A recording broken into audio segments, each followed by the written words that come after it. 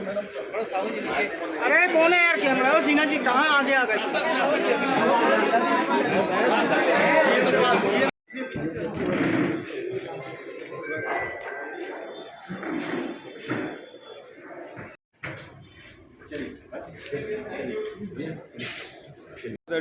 Doctor Charandas Mahant जी की अध्यक्षता में और आदरणीय शैलजा जी और प्रदेश अध्यक्ष दीपक बैद जी की उपस्थिति में सभी सदस्य यहाँ उपस्थित थे। महत्वपूर्ण सुझाव आए जिसके बारे में अध्यक्ष जी ने आपको बताया ही है। महत्वपूर्ण बात यही है कि लगातार हम लोग भरोसे के सम्मेलन भी कर रहे हैं और न्याय योजनाओं के बारे में लगातार बातें की जा रही है और उसमें लगातार हमारे राष्ट्रीय नेता आ भी रहे हैं और ज़बरदस्त उत्साह और लोगों का आशीर्वाद हमारी सरकार को मिल रही है।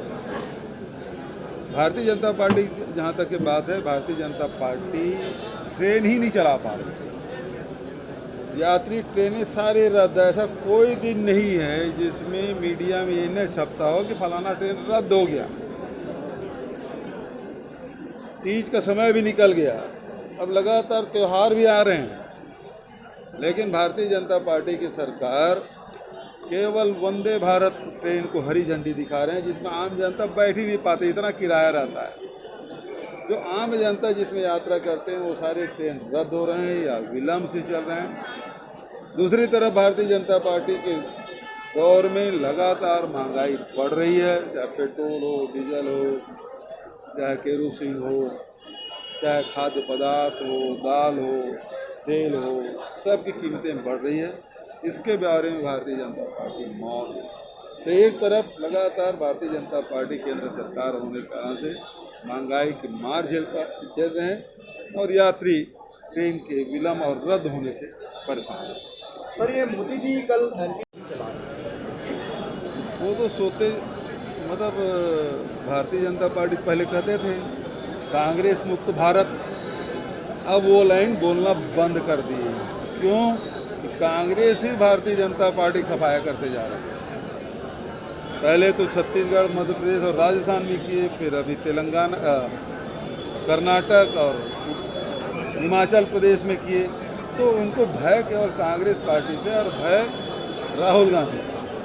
सर, मध्य प्रदेश में भारतीय जनता पार्टी ने अब अपने सांसदों को उतार दिया है, केंद्रीय मंत्रियों को, चाहे वो नरेंद्र सिंह तोमर हो, चाहे वो अवस्थी हो, तमाम लोग। इसी तरह की चर्चाएं छत्तीसगढ़ के अंदर की।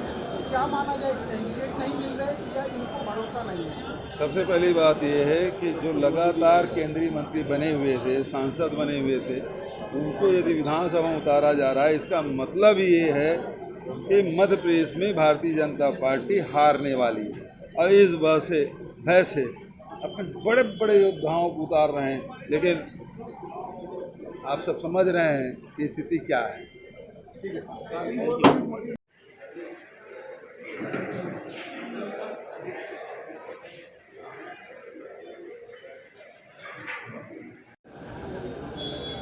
विधानसभा चुनाव प्रचार अभियान समिति की पहली बैठक आदरणीय मुख्यमंत्री जी के उपस्थिति में, शैलजा जी की उपस्थिति में और माननीय अध्यक्ष जी की उपस्थिति में, और हमारे 74 में से लगभग 51 सदस्य आ गए थे आखिरी तक, इनके साथ हुई। लोगों ने बहुत अच्छे सुझाव भी दिए। हम लोगों ने सुझावों के आधार पर ये निर्णय किया कि हम जिला स्तर पर भी चुनाव अभियान समिति बनाएंगे। उसमें सभी समाज के, सभी संगठन के और हमारे सभी प्रकोष्ठों के लोग होंगे और इसको हम जिला स्तर तक पहुंचाएंगे। और उसके साथ ही साथ जो प्रदेश स्तरीय समिति है उन सब पर निगरानी रखेगी और सभी प्रकोष्ठों को अपने में समाहित करके चलाएगी। हमारे पास सबसे पहला कार्यक्रम 2 अक्टूबर का है। 2 अक्टूबर को गांधी जयंती जी के अवसर पर सभी विधानसभा क्षेत्रों में यात्रा शुरू होगी, जिसमें हमारे सरकार के द्वारा किए गए काम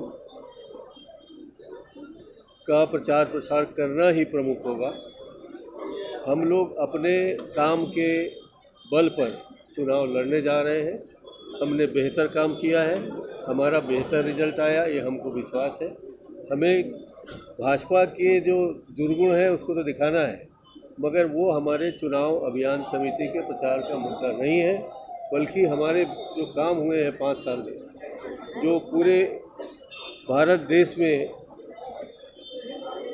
ये प्रचार प्रसार हो रहा है कि छत्तीसगढ़ में जो काम हुआ है, छत्तीसगढ़ या सबसे बढ़िया, के अलावा भी छत्तीसगढ़ में जो हमने राजीव गांधी न्याय योजना के माध्यम से, गोठान के माध्यम से, गढ़बो नवा छत्तीसगढ़ के माध्यम से इतनी सारी योजनाओं का काम शुरू किया है, उन्हीं को सामने लेकर हम 2 तारीख को 2 अक्टूबर को प्रचार प्रसार करेंगे, सभी क्षेत्रों में ब्लॉक स्तर में जाएंगे, तब से हमारे अभियान की शुरुआत होगी।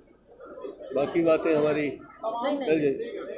तमाम नेताओं का दौरा हो रहा है, गांधी जी आए हुए, सोनिया गांधी के दौरे को लेकर पूरा चर्चा है कि उनका भी आने जी, हम लोगों ने भी निवेदन किया है, मैंने खुद निवेदन किया है, आदरणीय मुख्यमंत्री जी ने भी निवेदन किया है।